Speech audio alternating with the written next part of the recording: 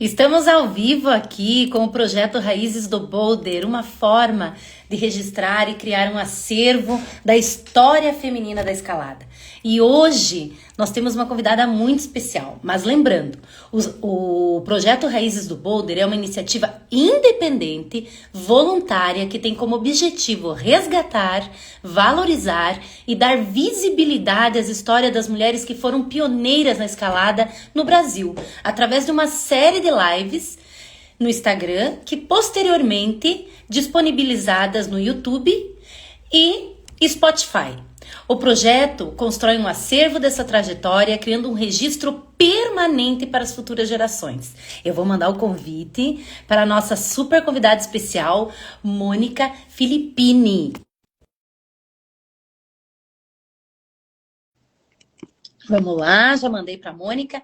Para mim é uma honra estar batendo esse papo com a Mônica, que tem uma história de quase 30 anos, ela que vai contar na escalada. Eu conheço a Mônica porque juntas, com mais 10 meninas, não lembro agora, nós escrevemos com a Dani, que está aqui, o livro Nós, Elas, a Extraordinária Natureza Feminina. Tu lembra? Que Ai, processo, né? foi um livro que foi um registro tão importante, tão significativo. Eu tive o privilégio de ler a tua história e hoje poder compartilhar dela com esse projeto que é totalmente voluntário e que depende sim de vocês. Senão, não tem histórias para contar. Seja bem-vinda, minha querida. Obrigada, amiga. Que bom. Estou muito honrada com esse convite. Eu estava toda Feliz, essa semana pensando. tô muito feliz. Tá bom o som? Você tá me escutando? Estou te ouvindo perfeitamente. Eu estava até com o microfone, mas eu tirei porque eu achei que ele estava muito captando tudo. Aí agora eu estou de fone. Tá, eu também ia pôr o microfone, mas eu acho que assim não tá bom, né? É, acho que tá. Se por um acaso ficar ruim, a gente. Ai, A gente, gente. Ju, nós estamos fazendo propaganda. A Ju foi a idealizadora desse projeto, ela tá na live. Ai, tô tão feliz. Ah, Ai, sabe, que legal. tem muita gente legal, muita gente que sabe da nossa história, que está prestigiando esse trabalho tão lindo. Vamos lá, Mônica, agora é com você. Quem é a Mônica? Fora da escala. Vamos começar? Fora da escalada. A Mônica é mãe, né? Eu sou mãe há 28 anos da Flora, minha filhota. A Mônica é bióloga, tem uma empresa de serviços ambientais aqui no Rio, né? Já há alguns anos. O Flora Chante, depois me sigam lá no Flora Chante. Legal. Depois eu vou colocar aí o, o Instagram. Tô aqui na batalha, né? Sou mãe atípica, tentando conseguir aí os direitos da Flora, batalhando sempre. E, enfim, bióloga. Que bom, Sou amiga. bióloga por causa da escalada, inclusive, foi o que me motivou, porque eu queria estudar vegetação de montanha, né? Que foi até o estudo que eu fiz, foi minha monografia, foi o estudo do baú, né? Que depois, usando esse estudo, foi feito o zoneamento da escalada no baú, por causa desse estudo da vegetação. Demais, Mônica. Eu não sabia eu vou anotar. Que bom que a gente vai ter É, registro, né? É muito e a importante. minha, e a minha orientadora nesse projeto foi a Kátia Torres, que é que foi assim minha ídola na escalada quando eu comecei a escalar, que fez história na escalada super cedo, 14, 15 anos já tinha feito tudo. Hoje ela não escala mais, mas ela é bióloga do IBAMA, ela me orientou, e ela tem alguns trabalhos publicados de vegetação rochosa, né, vegetação de altitude. Que E aí ela me orientou nesse projeto, foi muito legal. Foram 4 anos de pesquisa, e é um levantamento assim, não foi um levantamento florístico, foi fisiológico, fitofisionômico, né? Que a gente fez a fisionomia do baú, o que que tinha nessas ilhas de vegetação, estudamos todas as ilhas, imagem. comparamos as ilhas onde as escaladas passavam e aonde não passava para ver o que que tinha de vegetação. Foi um trabalho bem legal, foi bem legal. E aí, né? Contribuição gigante para a escalada, né, Mônica? Meu Deus. E foi desse projeto que surgiu o Adote uma Montanha também, né? Que foi meio que ao tudo ao mesmo tempo. Conta um pouquinho do Adote uma Montanha. O Adote uma Montanha foi um projeto que a gente idealizou na época que eu era voluntária da FEMESP. É, assim que a FEMESP assim que a gente fundou a FEMESP, a gente Uhum. sentiu necessidade de fazer um trabalho é, que os setores de escalada, os setores de montanha, fossem adotados pela comunidade que estava ali. E isso aconteceu primeiro em São Paulo, depois virou um projeto da CBME e aconteceu no Brasil inteiro, com cronograma anual, muita gente envolvida, mais de 20 áreas adotadas. Para mim é uma pena que esse projeto não tenha continuado, porque foi um projeto incrível. Eu lembro do projeto. Foi um projeto incrível e a sementinha dele foi meio que na mesma época desse estudo de montanha, na época de Sara Neri, maravilhosa também, que apoiou essa idealização, ajudou na idealização, Milton Dines, uns nomes muito bons assim na área ambiental e montanhistas, e esse projeto foi muito bonito, chamou Adote uma Montanha e ele durou muitos anos assim. Que incrível. É. Sabe, Mônica, que a ideia do Raízes do Boulder, a princípio, surgiu num evento de Boulder, que as meninas queriam saber as pioneiras. E conversando com as mulheres, eu pensei, gente, Boulder é o último que chegou. Tem outra coisa para contar. Tem a esportiva, tem a tradicional. Então se misturou. É a raiz da escalada mesmo, tá? Eu fico Ah, é muito legal. legal de você resgatar esse Adote uma Montanha, porque eu lembro do projeto. Quero só mandar um beijo aqui de novo para Bruna. Bruna, minha querida da Bahia, sensacional. Tá mandando para nós. A Ju, muito feliz de ter conectado tantas mulheres tão maravilhosas. Duas Ah, referências. eu também sou grata, Ju. Ai, que legal, Bruna, Ju, Dani, gratidão. Então vamos lá. Com quem e quando você começou a escalar? Conte para nós. Os idos de mim. É, aconteceram algumas coisas na minha vida, né? A escalada chegou na minha vida pós-maternidade, ao contrário da maioria. A maioria das mulheres que eu conheço eram escaladoras, se tornaram mães, né? Eu me tornei mãe e, e tive a gente teve uma primeira infância difícil, assim, desafiadora, né? E eu sentia muita necessidade de sair, de espairecer, de estar em outro. E aí, assim que eu pude, eu não escalava ainda, assim que eu pude, que meus pais, a Flora tinha uns 6 meses, eu fui subir o baú. A primeira vez que eu subi o baú, eu fui sozinha, assim. Aí fiz comida do baú, que eu morava em São José dos Campos, que era bem perto, então a gente sempre ouvia falar da Pedra do Baú, passava no jornal, né? Sempre foi uma montanha icônica, né? Interior de São Paulo, ali pertinho. Aí eu comecei, aí eu fui uma vez, aí me apaixonei completamente, assim. Parecia que eu tava voltando para casa, assim. Parecia que a rocha era o meu elemento. Foi uma coisa assim de divisor de águas mesmo. E eu fui sozinha, eu tenho fotos desse dia, que nem tinha selfie nessa época, mas eu fazia com a minha câmerazinha. E é teu. Aí é total, né? Total. E aí eu me apaixonei. Isso foi no final de 97. No começo de 98 eu já fui atrás de um curso básico.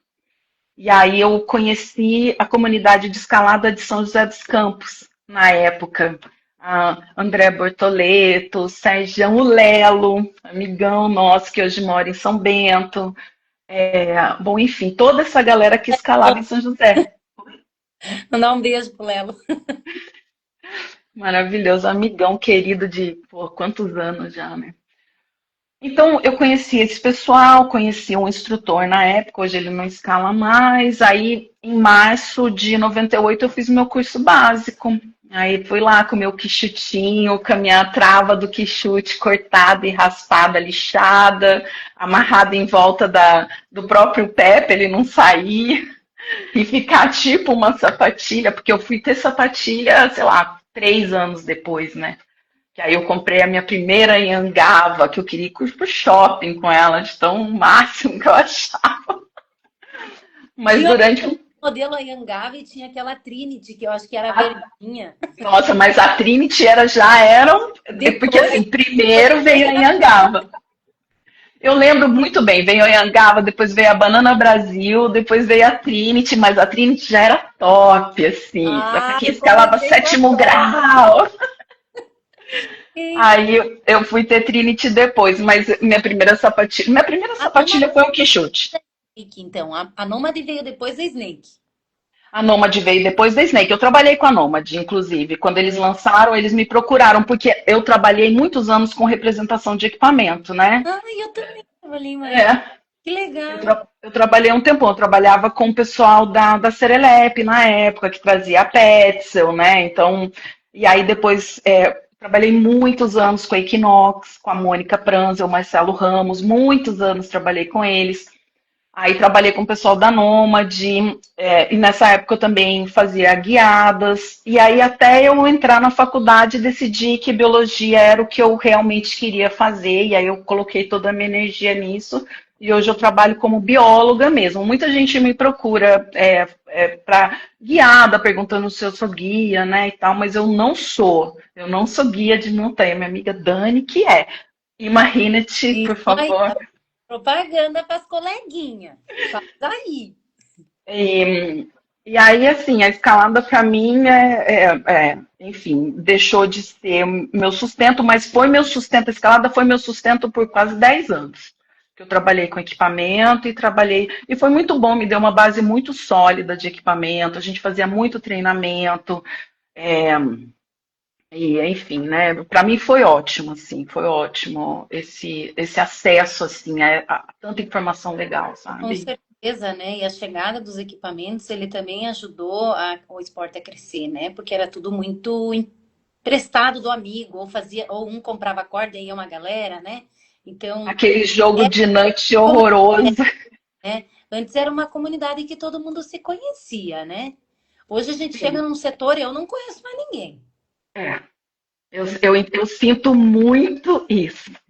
Eu sinto muito isso. Eu chego nos setores e falo, gente, da onde veio esse monte de gente? Era uma época diferente, né? Eu sou muito, eu vou dizer assim, eu sou muito grata por ter começado a escalar. Quando eu comecei a escalar, eu tinha 19 anos quando eu comecei a escalar. Hoje eu tenho 47. Então, É, uma, assim, né? É muito tempo resistindo. É um ato de resistência existindo. dentro de É um uma esporte que era, posso falar, ou é predominantemente masculino? É predominante. Se você olhar os dados que a Confederação Brasileira de Escalada Esportiva lançou em 2023, a escalada, eu acho que é 60% Por homens mais, brancos. por mais que a gente vê mulheres, os homens predominam ainda. Predominam, é um esporte, né, que, enfim. Mas tem a galera da resistência aí, né? Eu Tamo acho que junto, amiguinha, tamo junto. É, você falou aqui, mas o que que te fez se apaixonar por esse esporte? Foi aquela conexão quando você foi lá para a Pedra do Baú sozinha? Porque ali você não escalava, né? Só foi para. não. Então, no final de 98 você buscou o curso, mas o que que foi essa paixão? Eu acho que no primeiro momento, assim, é meio arrebatador, né? A montanha ela é arrebatadora, assim, ou você ama ou você não quer voltar nunca mais, né? Porque ela é dura, né? A montanha, para você chegar e voltar, né? Tem aquele momento arrebatador do cume, tem todo o processo, mas sua primeira vez assim, tem que gostar muito, né? Tem que ser realmente uma coisa arrebatadora. Para mim, a montanha foi arrebatadora. E depois desse primeiro momento, assim, que eu falei, cara, que é isso aqui que eu quero fazer. Eu quero fazer isso aqui, eu não sei como, com o neném. Minha filha tinha 6 meses quando eu comecei a Sim, escalar. muito pequenininha, nossa. Então, assim, eu me senti assim, para mim foi arrebatador. E depois, Conexão consigo mesmo, de repente, porque depois, isso depois. que eu ia falar, porque eu acho que assim, o que aconteceu é que eu tenho uma maternidade atípica, então eu tenho desafios constantes, né? É constantemente desafiador, demanda muito, sua cabeça está o tempo todo pensando, dia e noite, né? São muitos viés que você tem que lutar, né? Você tem que lutar por direito, você tem que lutar por educação, você tem que lutar por tratamento, você tem que estar. E a escalada silenciava tudo isso na minha mente. E aí, quando eu estava escalando, assim, parecia que só importava aquilo ali, aquilo que eu estava vivendo. E isso me dava me reenergizava. E até hoje, esse ano que eu tô sem escalar, esse ano foi um ano sabático da escalada, porque eu precisava focar em umas questões aqui de casa mesmo. E depois de tantos anos assim, tomar essa decisão foi muito difícil. E está sendo muito difícil porque eu sinto essa falta, a falta desses silenciamentos, desse negócio que você sente na mente quando você está escalando, que é você por você, aquela conexão que você tem com aquele lugar, com aquela pessoa que está com você. Né? Eu fico até emocionada, mas é verdade. Você, quem escala, Sim, quem conhece, quem sabe, eu me é, deu, eu é fiquei uma coisa que isso é, realmente isso é escalada para nós. é É uma impressionante quando coisa que fala de algo que a gente realmente ama fazer. ama, Algo que nos ama. conecta. É muito mais do que só subir. É muito mais É, mandar algo. É tudo que é. envolve, né? É estilo que a gente escolheu para nossa vida. Eu falo, eu sou escaladora, né? Não importa se eu parar de escalar hoje, se eu tiver alguma questão que eu não tiver escalar, eu me considero escaladora, eu sou escaladora. Né? E é isso que define muito do que eu sou, do que me move, né? Então, escalada é muito importante na minha vida. E agora que eu estou passando por esse momento, isso fica muito mais evidente, né? E, e não só a montanha em si, que já é incrível, não só o conhecimento que você vai adquirindo ao longo dos anos, né? Mas também as amizades, os amores da vida que você encontra ao longo da escalada e que continuam com você por décadas, né? E aí você tem aquele vínculo com as montanhas, com os lugares, com as escaladas e com as pessoas. Né? Então a escalada ela é muito rica, né? É um meio de vida muito rico, assim, nesse sentido, né? Muito amplo. Mônica, tão linda tuas palavras, sabe? Me tocaram o coração mesmo. Eu me emocionei. Eu acho que essa sensibilidade de olhar para a escalada com esse olhar são para poucas e para poucos. É um amor mesmo. É, Eu fico tão grata por ter encontrado também você, por ter escrito o livro com você. E eu espero, sim, eu espero que logo a gente possa se encontrar. eu Quero te dar um também. abraço bem apertado. E te visitar, escalar um Me, pouquinho aí, porque eu também não conheço. me conta onde é que você mora agora. Hoje eu estou no Rio. Morei muitos anos em São Bento, né? Hoje eu moro no Rio, vai fazer 6 anos que eu tô aqui. Ai, você vai fazer quanto tempo? Uns 6 anos, Tu mais ou tá... menos, 5, 6 anos. Uhum. Uhum. Conta pra nós aí uma escalada que te marcou. Eu tive muitas escaladas muito legais, assim, que, pô, eu poderia aqui falar muito, mas eu tenho uma escalada que eu fiz com uma amiga Luciana.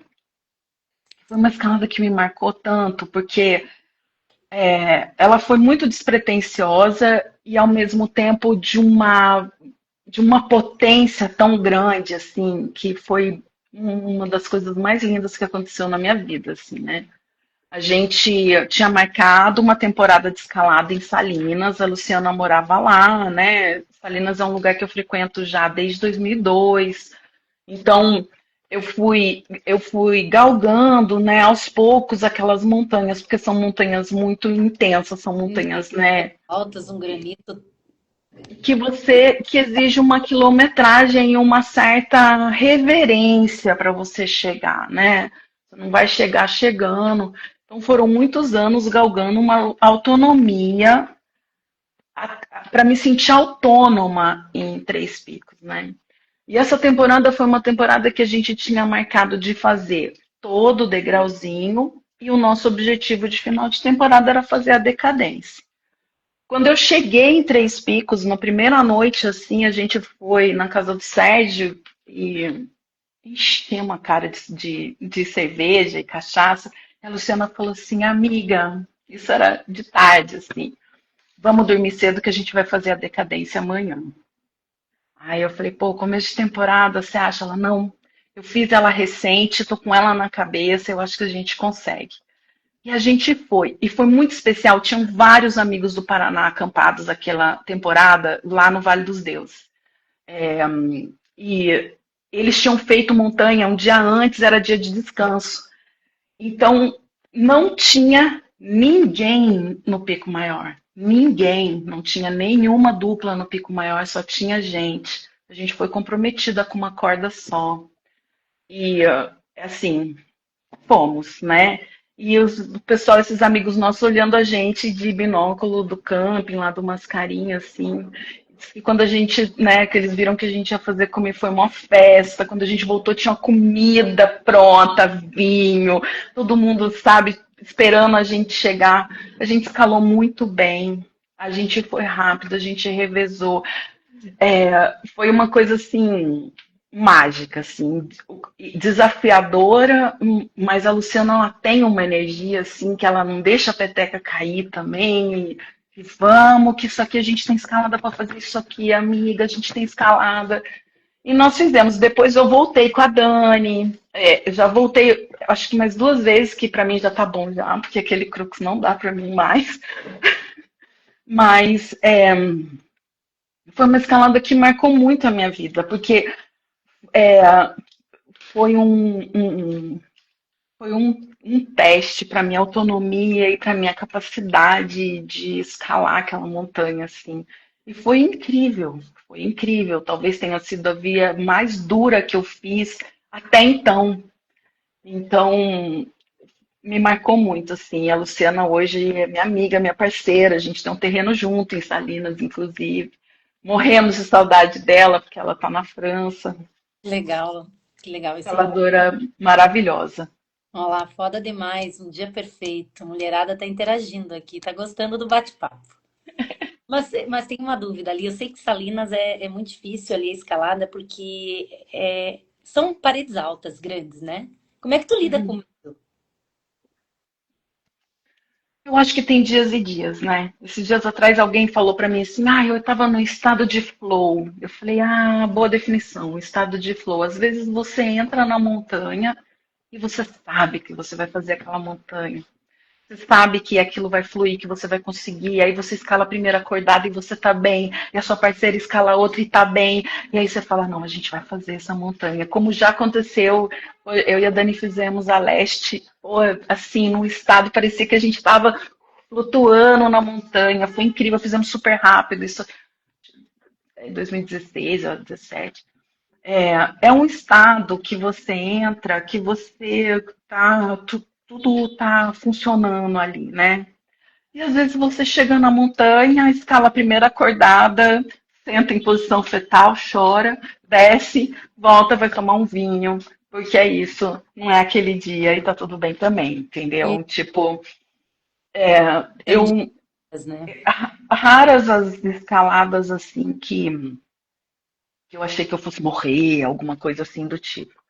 Mas já Uhum. passei alguns perrengues de estar a Sim, 3 porque essa metros. que foi em Salinas é quantas cordadas? Qual? Essa que você foi com a Luciana? Luciana, a decadência, cara. São várias, galera. Para quem não Foi sabe, 17. é uma galera que vai entrar que não é da escalada, né? Então, só para eles terem uma ideia do parâmetro, assim, que é cordada, gente. É uma parede grande, é parede grande. É Às uma. vezes você tá ali apavorada e a sua amiga olha pra você e te dá um apoio e fica tudo bem. Às vezes você precisa dar uma choradinha. E Às tá vezes tudo você bem. precisa. Às vezes eu fico falando comigo mesmo, assim, Ah, tipo, eu também tenho esse hábito. é Vamos, só mais um passo, só mais um passo, vamos lá e tal. Não desiste agora, se controla, se tá, tá, controla, tá. respira, respira quatro, solta seis, respira quatro, solta seis, ó. Olha, teve algumas escaladas interessantes, mas teve uma vez que eu tava assim, escalando com o Daniel, né? Eu tava assim, a uns, sei lá, 3 metros errada da chapa. Na hora que eu olhei a chapa, isso acho que foi fazendo, sei lá, Roberta Groba ou a Sólidas, não lembro. Enfim, uma dessas escaladas do capacete. Não pode temer nessa hora, você desvolta. Aí ele se acalme, desescala e entra, vai certo, porque você errou aí e tal, né? A gente se comunicando, e aí eu desescalei, chorei, me acalmei e fui. E aí deu tudo certo, assim. Então, você tem que lidar com o medo quando ele chega da melhor maneira que você. É tipo, meio que engole o choro e vai, né? Porque o que vai fazer? Já tá ali, tem que fazer o negócio, né? Isso, Acontecer. né? Tá ali, agora vamos. Mônica, eu não perguntei para você, eu tô aqui com lápis, caderno, eu sou bem professora, tá? Mas assim, eu vi que você citou alguns nomes de mulheres. Só para fazer uma retrospectiva, como é que era o cenário lá em 98? Você fez o curso, começou a escalar. Você encontrava mulheres na montanha? Era uma Não. ou outra? Como que era esse cenário e quais foram os maiores desafios por ser mulher nesse nesse No meio? começo. No começo. É, olha, quando eu comecei a escalar, tinha pouquíssimas mulheres escalando. Em São Bento do Sapucaí, acho que era a Beth Frechot, que na Uhum. época ainda escalava, a Paulinha, né? Também Uhum. escalava Paulinha, na época, beijinho. maravilhosa. Mas assim, a maioria das minhas parcerias eram de homens, porque escalar montanha mesmo, a Beth já tinha uma outra vida, já tinha filha, era mais difícil escalar com ela. Então, durante muitos anos eu fiquei, pô, por favor, pelo amor de Deus, me leva, até você ter autonomia, tão sonhada autonomia. Uhum. Eu ficava ali, né, naquela situação, pedindo para os meninos me levarem. Eu era a pentelha, porque eu chegava enquanto alguém não escalasse comigo, eu não deixava ninguém em paz, né? Então, os meninos que cresceram, que a gente cresceu junto ali. é, então, nesse começo foi difícil, assim, eu fui assediada. Uma vez eu fui assediada, me deixaram no cume na chata, foram embora de carro, me deixaram a pé, eu tive que ir embora a pé até a cidade sozinha. Então, assim, eu era muito nova, né? Não sabia me colocar, me colocava muito de forma muito exagerada. Eu sempre fui muito intensa e às vezes criava algumas situações com os caras, até tudo esse. Eu acho que é meio que uma réplica do que é a sociedade mesmo acontece na comunidade de montanha, quando, né? Então, houve uma evolução, um reconhecimento da escalada feminina depois de alguns anos, mas por muitos anos, assim, você não é autônoma, você não guia, você só vai de segundo, foi foi época boa, porque eu aprendi muito, mas eu sentia falta de parceria feminina, eu sentia muita falta. Tanto que a partir de uma época na minha vida, eu bati o martelo, eu falei, eu só vou escalar com mulher. Isso, eu ia falar isso. Eu acho que a gente Quando ficou eu tempo com homem que agora eu também. Eu tenho meu marido, eu adoro escalar com ele, mas eu prefiro escalar com mulher. 1000 vezes. Porque assim, Ela me entende, ela é o mesmo beta, um abraço, o é o choro. ritmo, é tudo. Eu gosto, tenho vários amigos parceiros de escalada, Tem assim, também. não vários, mas alguns, porque eu sou meio seletiva também. Mas, assim, eu tenho parcerias mulheres maravilhosas. Eu sou cercada por mulheres escaladoras pô, que eu admiro. Eu sou fã das minhas amigas, Ai, entendeu? Tipo, as pessoas que me inspiram são as pessoas com quem eu escalo, sabe, assim, então, tipo, quando eu me senti autônoma na escalada, que eu falei, não, teve um marco isso, assim, sabe, muito claro na minha vida, que foi uma escalada, foi a minha primeira escalada guiando tudo imóvel, assim, lá no baú. Eu falei, não, agora eu sei. E aí fiz o curso de resgate. Na época a gente tinha um Resmonte, que era o corpo de resgate em montanha lá em São Bento. A gente fez toda a qualificação do Resmonte, foi incrível. Então, depois daí eu me sentia autônoma e preparada. E a partir daí eu tomei essa decisão mesmo, assim, que eu queria escalar mais com mulher. Eu também tive um rompimento na época com meu companheiro da época. Então, tudo isso ajudou para que eu tivesse acesso às mulheres escaladoras e eu sou muito grata. Eu sou muito grata de ter tido tantos projetos realizados assim com tantas mulheres incríveis, incríveis. Mônica, vocês fizeram um curta-metragem ou um filme, tu e a Dani? Você pode só divulgar ou É falar um um pouco? curto, um curta documental, na verdade, né? Mental, tá. Ele tem 15 minutos, tá na bio do meu Instagram, só entrar lá, é facinho, é pelo Vimeo. A Renata Calmon me procurou em 2018, se eu não me engano, falando que ela queria fazer uma proposta para uma emissora privada para fazer um programa de escalada feminina no Brasil, em que as escaladoras locais apresentavam as montanhas. Projeto bem legal. Tinha não sei quantos episódios, tal, a gente conversou muito. E ela falou: vamos gravar então um piloto. Aí a comunidade, o Rubão, o Rubens, amigo nosso, ajudou com o roteiro, o outro foi, Gabriel trouxe não sei o quê, o outro trouxe corda, o outro, aí conseguimos um apoio na prefeitura, aí a gente acionou os nossos parceiros de montanha, e a galera fez vaquinha, levantamos o dinheiro que a gente precisava. E o filme ficou bem bonito, assim, depois a gente não deu continuidade nessa questão porque a emissora achou que a gente era velha demais para fazer esse tipo de programa e acabou que não rolou, não vendeu e ficou o curta documental. E aí a gente focou no curta. Aí passou acho que em 20 e poucos países, muita gente do mundo inteiro entrou em contato, É que se lindo, é? inspirou, que chorou, que achou legal, assim, um pouco da nossa trajetória, minha e da Dani, assim, né? A gente conta um pouco sobre a nossa vida. Na época eu ainda morava em São Bento, tal. A Alicinha era pequenininha. Tava vendo esses dias atrás de novo os bochechão dela. Tá pequenininha, agora já tá mocinha. Então, foi um registro muito legal de uma época, foi um recorte de uma época da nossa vida, minha e da Dani, assim, que foi muito legal de ter preservado, sabe? Porque hoje tanta coisa aconteceu, as crianças cresceram, né? Eu me mudei, né? E aí depois esse registro ficou e rodou, né? E foi muito legal, assim. Foi uma oportunidade que eu agradeço muito. A gente pode falar, já que você tocou nesse assunto, da questão aos apoios, né? A mulher, a mulher, a escalada, na escalada. Porque por ser mulher já é difícil, né? E nesse tipo de esporte, ainda nesse esporte, É. E o mercado é pequeno também, né? Se for comparar com outras coisas, o mercado é pequeno, porque infelizmente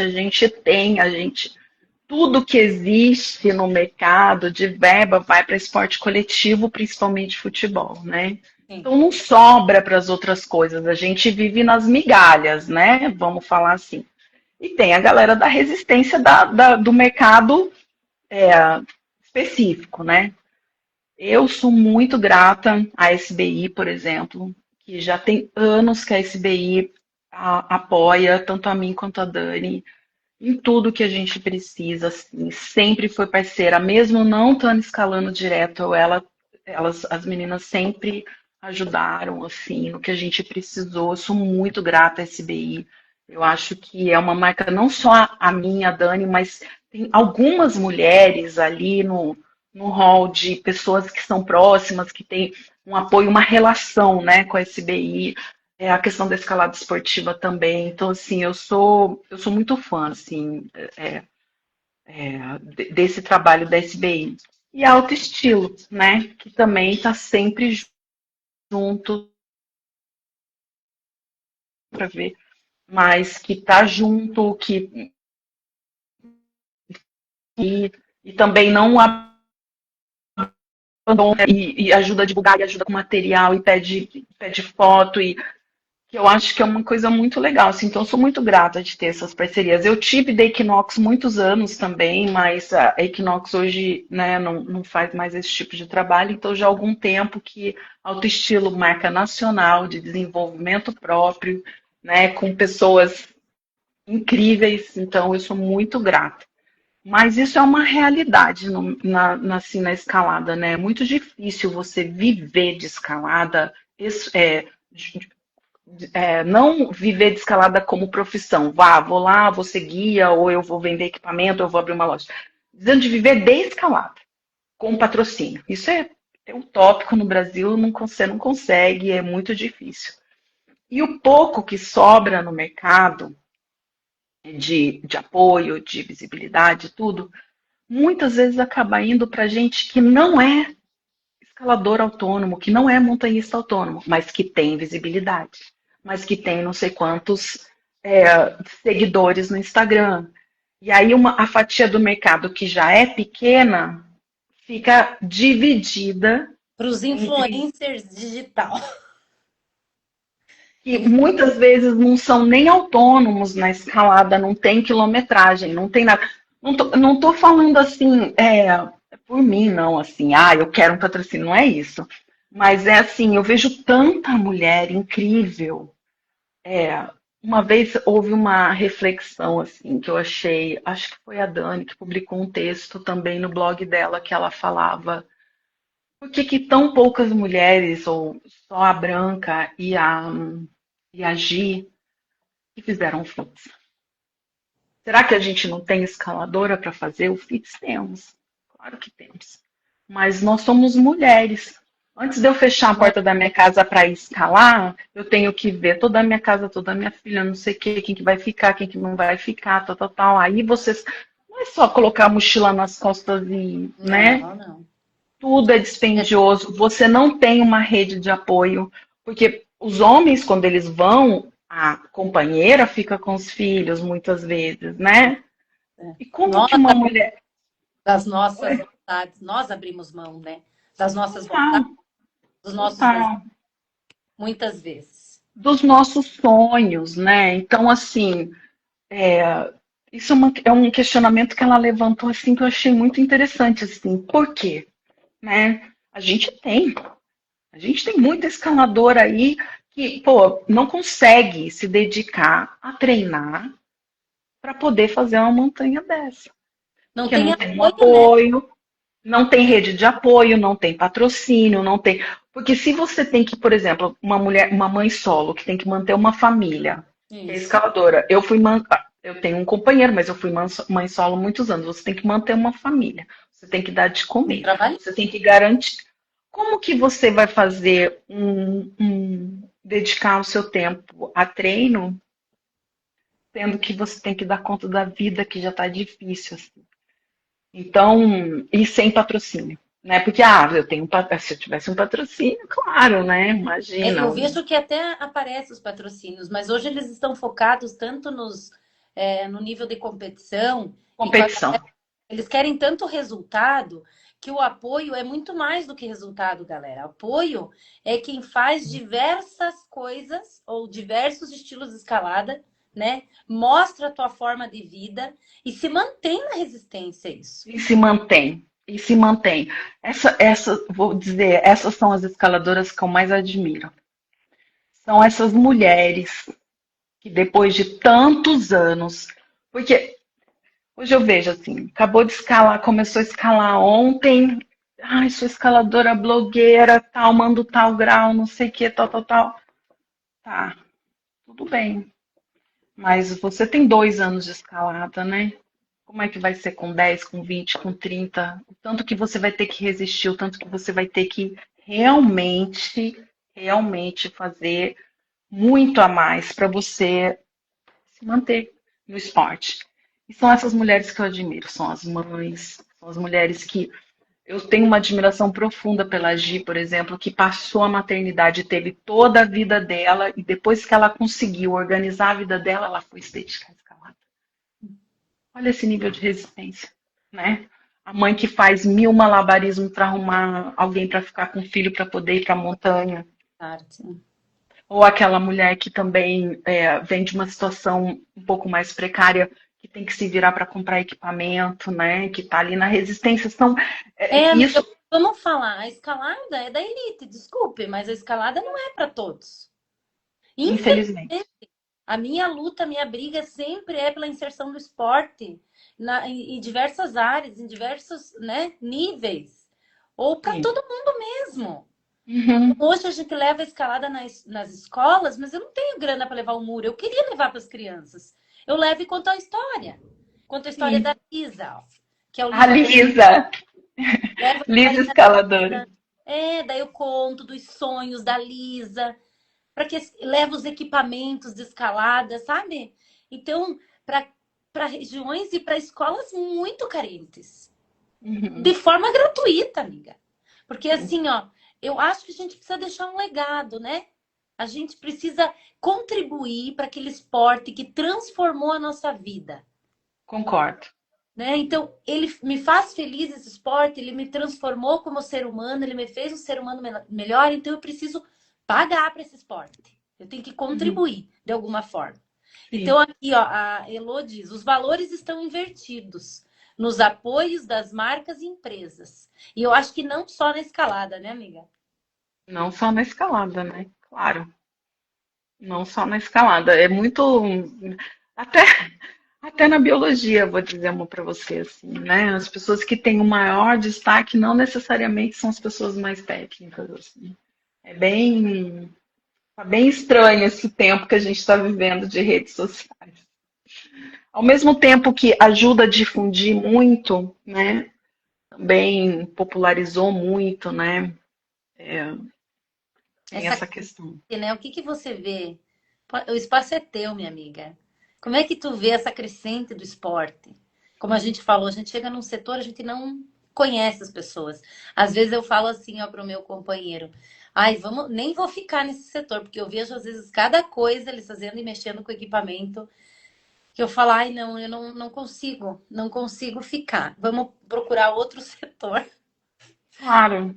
Não é ruim, A, sabe, Mônica? Mas é que assim, às vezes as pessoas começam ali no ginásio, elas acham que é só comprar o equipamento, porque elas têm dinheiro, elas podem sair uhum. subindo do jeito que acham.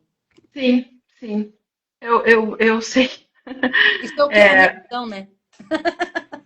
olha, eu vou dizer, teve até eu repostei uma reflexão da Dani hoje que eu achei bem legal também, assim, a escalada é sobre você ter uma base sólida, é sobre você fazer os cursos que você precisa fazer, é sobre você ter quilometragem, é sobre você galgar uma autonomia, sabe? É sobre um passo depois do outro com muita reverência, que foi a forma como eu aprendi a escalar, Isso.